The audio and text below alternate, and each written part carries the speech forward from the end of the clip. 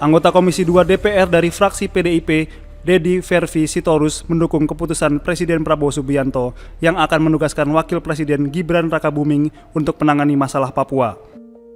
Dedi menyebut keputusan tersebut menunjukkan kepedulian pemerintah terhadap pembangunan di Papua. Terlebih ada banyak tugas yang harus diselesaikan Gibran di Papua, mulai dari urusan pertambangan hingga keamanan. Dedi menilai Gibran adalah orang yang tepat dan berharap Gibran dapat bertahan lama di Papua dan bukan hanya datang dan pergi. Dedi pun enggan berspekulasi bahwa keputusan Prabowo mengirim Gibran sebagai upaya untuk mengurangi tugas presiden. Terlebih menurutnya ada persoalan serius yang harus diselesaikan pemerintah di Papua, termasuk terkait food estate. Wapres Gibran pun diharapkan agar terlebih dahulu memahami kondisi Papua sebelum resmi terjun ke lapangan. Termasuk diantaranya membuka dialog dengan tokoh dan pemerintah setempat maupun sejarawan.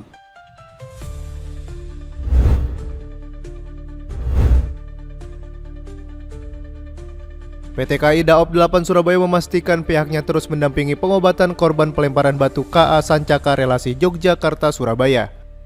Pasca kejadian, kedua korban langsung mendapatkan penanganan medis setibanya di stasiun Solo Balapan dan dirujuk ke Rumah Sakit Triharsi Surakarta untuk mendapatkan perawatan lebih lanjut. Tidak hanya itu, PT KAI Daop 8 Surabaya juga menjamin perlindungan asuransi perjalanan serta memfasilitasi pengobatan tambahan di Rumah Sakit Mata Undaan Surabaya. Insiden ini mengakibatkan kaca jendela pada salah satu rangkaian kereta pecah serta melukai dua penumpang bersaudara asal Sidoarjo. Kata dokter yang di rumah sakit untuk masalah mata, alhamdulillah itu nggak ada luka. Tapi kondisi saudara saya yang samping itu matanya itu ada kayak serpihan. Ada sedikit luka gores di korneanya, tapi minimal banget kok. Terus tidak kita temukan kaca, bekas kaca nggak ada sudah. Insya Allah untuk luka ini bisa sembuh sempurna karena istilahnya lukanya gores cuma di sebatas lapisan paling atas kornea, kecil banget. Jadi tidak yang serius. Cuman kita perlu evaluasi mungkin 1 minggu lagi kita cek kondisinya. Sebelumnya diketahui kereta api Sancaka relasi Yogyakarta-Surabaya Gubeng dilempar batu oleh orang tak dikenal saat melintas di antara stasiun Klaten dan Srowot, Jawa Tengah pada 6 Juli lalu. PT KAI pun mengecam tindakan vandalisme ini serta meningkatkan pengawasan di sekitar jalur rel dengan menggandeng aparat penegak hukum dan masyarakat.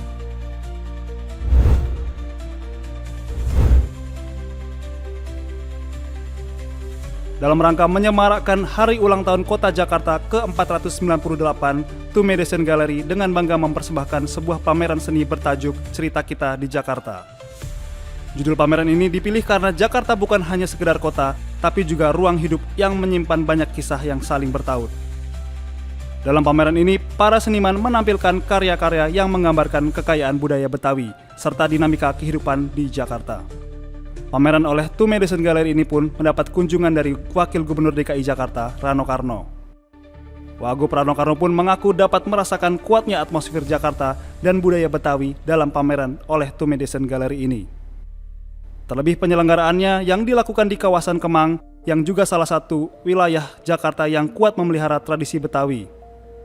Berasa ya, apalagi maaf mungkin ini daerah-daerah Kemang ini kan nggak jauh dari kultur Betawi juga ada di sini kan. Ya berasa lah, saya surprise ya di wilayah ini ada pameran dengan tema ini. Sebetulnya kayak Kemang ini nggak aneh ya. Di sini juga ada kayak festival palang pintu setiap tahun ada. Jadi artinya ini mengindikasikan bahwa ya budaya Betawi atau Jakarta ini cukup bisa dieksplor lah. Ya, ini kesempatan kita untuk lebih berkembang lagi sebetulnya. Selama pameran, Tume Desain Gallery akan dihiasi oleh dekorasi tematik yang khas Jakarta dan Betawi untuk menciptakan suasana yang imersif dan penuh kehangatan. Terlebih ditambah dengan kehadiran koleksi karya seni yang eksklusif dibuat untuk pameran ini. Pameran seni Cerita Kita di Jakarta berlangsung mulai dari 19 Juni hingga 27 Juli 2025 di Tume Desain Gallery Kemang. Dari Jakarta, Billy Yoga, Fiska Rizky, dan Hafiz Albar melaporkan.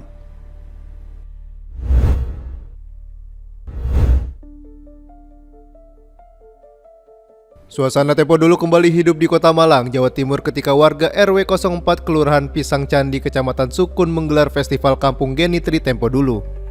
Festival ini menghadirkan suasana khas zaman dulu melalui dekorasi dan pernak-pernik bernuansa klasik.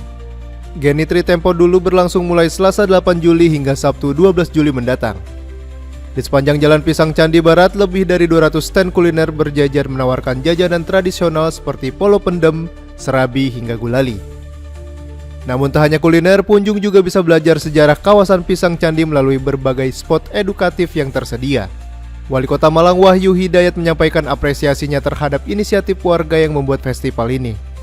Menurutnya, bukan hanya jumlah UMKM yang menjadi tolak ukur kesuksesan acara, tapi ragam produk yang ditampilkan juga sangat menarik dan berkualitas. Wali Kota Wahyu menilai hal ini sejalan dengan komitmen Pemkot Malang yang giat mengangkat UMKM agar semakin berkelas. Kemudian selanjutnya UMKM di sini, yang tahun lalu pun saya lihat ini UMKM-nya jelek asli di sini, tetapi tidak hanya sekedar untuk melayani orang yang datang untuk melihat warga sekitar, tapi tadi ada beberapa, misalnya mereka datang dari Sukun, datang dari Lowaru, datang dari Penunggandang. Mereka ingin melihat terkait dengan Genitri ini, selain memang makanannya, tapi ada beberapa tampilan-tampilannya. Tak hanya UMKM yang bergeliat di dalam festival ini, beragam atraksi kesenian juga ditampilkan untuk memperkenalkan budaya kepada masyarakat. Festival Genitri Tempo Dulu ini merupakan agenda tahunan yang sudah digelar sebanyak 7 kali dan didukung oleh 12 RT yang ada di RW 04 Kelurahan Pisang Candi.